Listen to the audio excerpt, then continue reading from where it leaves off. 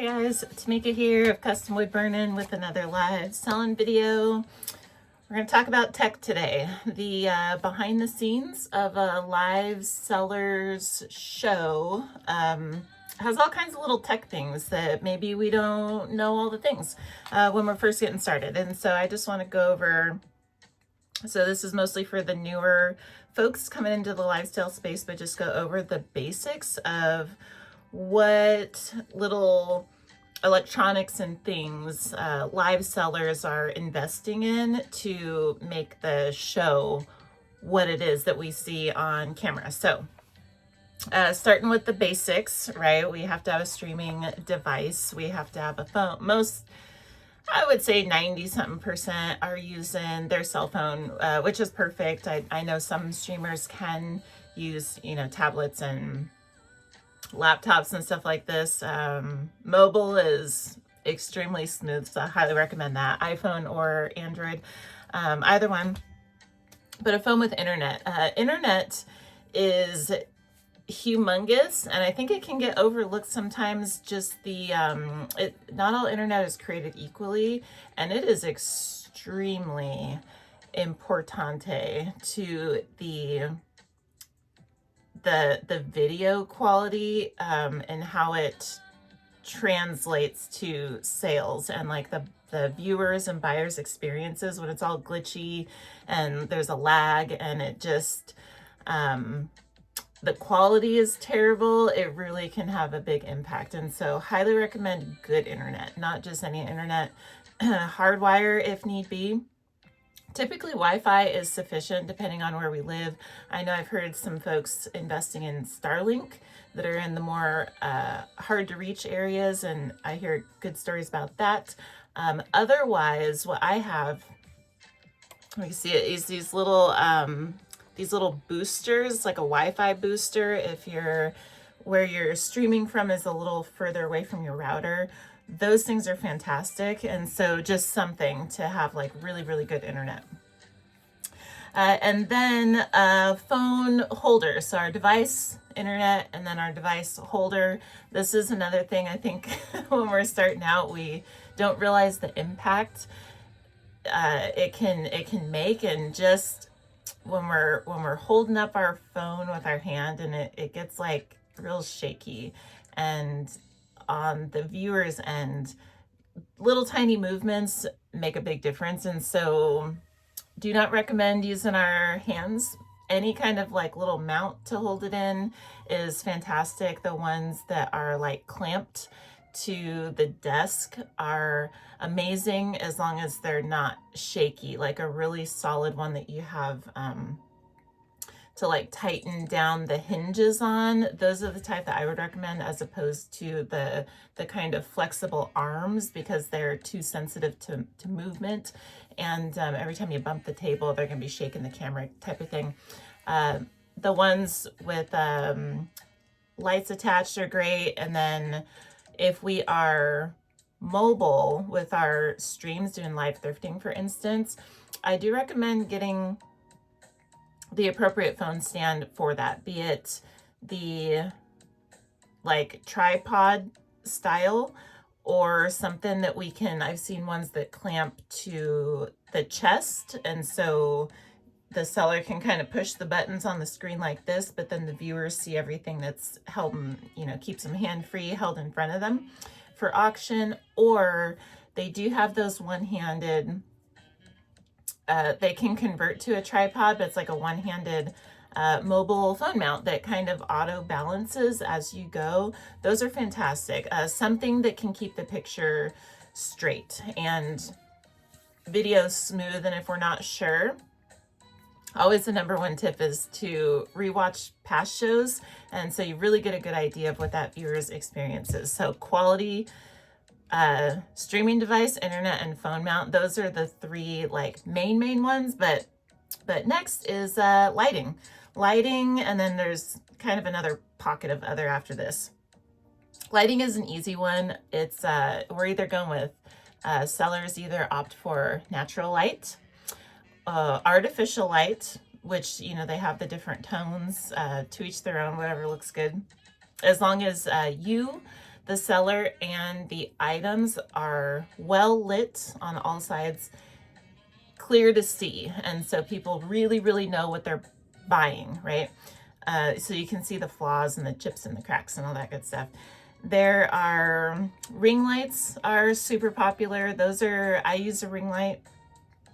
Don't recommend if we have glasses because they do leave like a big glare. If we use a lot of sleeves and stuff with our products, like plastic coverings, because it will reflect crazy and impede the view of the item. Box lights are kind of check all the boxes of quality of good lighting. Don't leave rings on the glasses.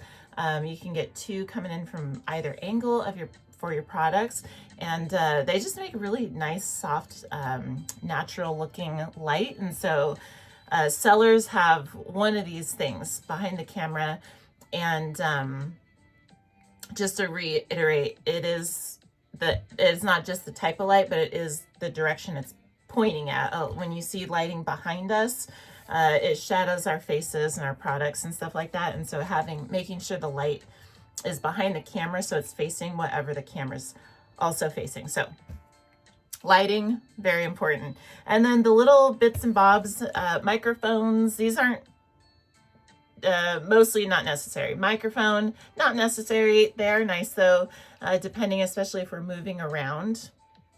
Those little clip-on kind of Bluetooth speakers, there's a bunch of different ones. You can get them on Amazon for like what, 20 bucks or something like that.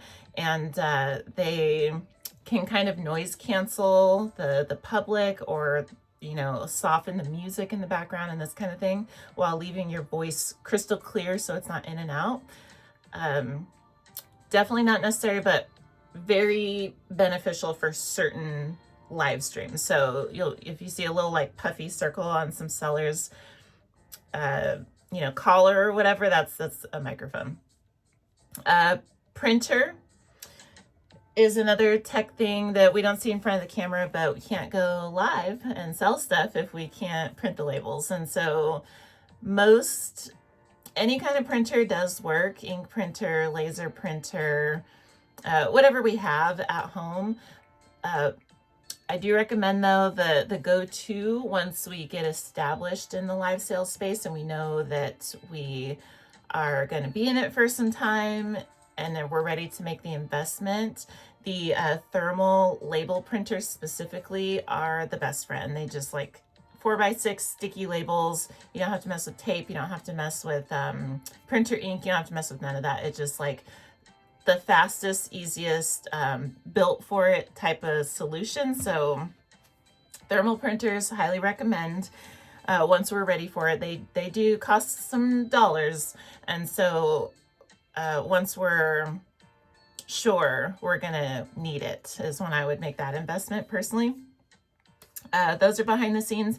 And then usually sellers have some different kind of thing for music or some kind of ambiance or background noise. I put this on the list because I'm getting a phone call there. I put this on the list because there is some confusion or question on what's allowed and what's not. Music is really nice.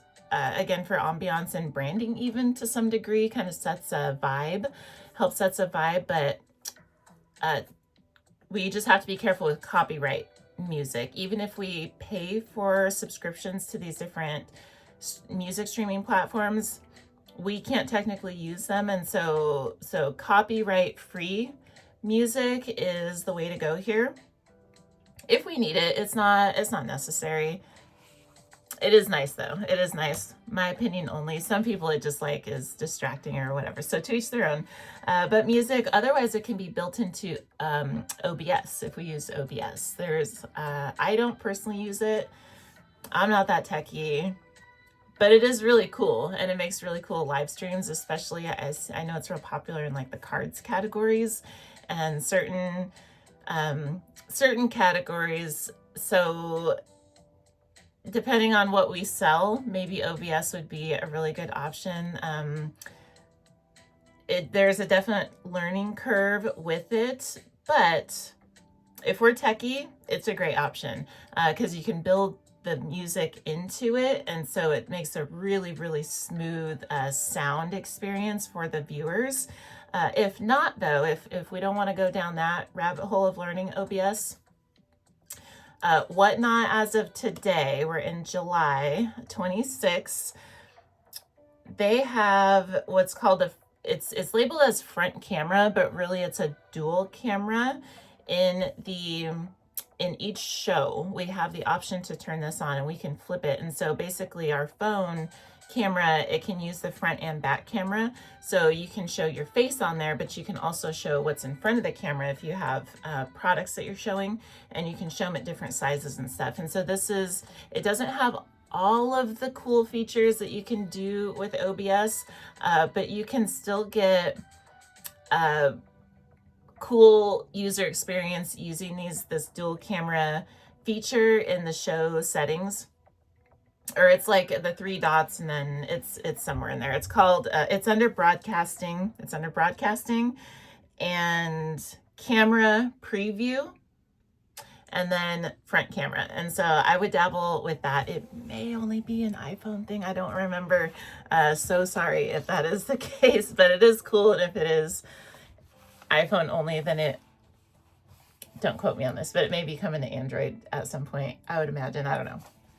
They kind of stagger the things. Anyway, these are the things that are behind the scenes, tech-wise, in live streamers' shows that when we're starting out, we don't really see any of this. And so I figured we put it on the table, and so we can start, getting our little checklist together. If we're just starting, just the phone with internet is totally sufficient. Once we sell stuff, we are going to need a way to print it. There are public places we can print labels, so the investment out the gate really is just the mobile device, the streaming device, and the internet. That's as far as like needs, that's it. But all these other things are worth the investment as we get going and want to church up our streams a little bit. And so there we go. That is just the basics for the tech. And I think we'll cap it here. So we're going to go into some other stuff that is behind the scenes in the coming days. But for now, we'll just try to keep these kind of short. So if you found value in this, please let me know by giving it a thumbs up. Otherwise, I want to wish you happy live streaming, and I hope to see you next time. We'll be here another almost 300 days talking about live selling. So I hope to see you, and thank you for watching. Bye-bye.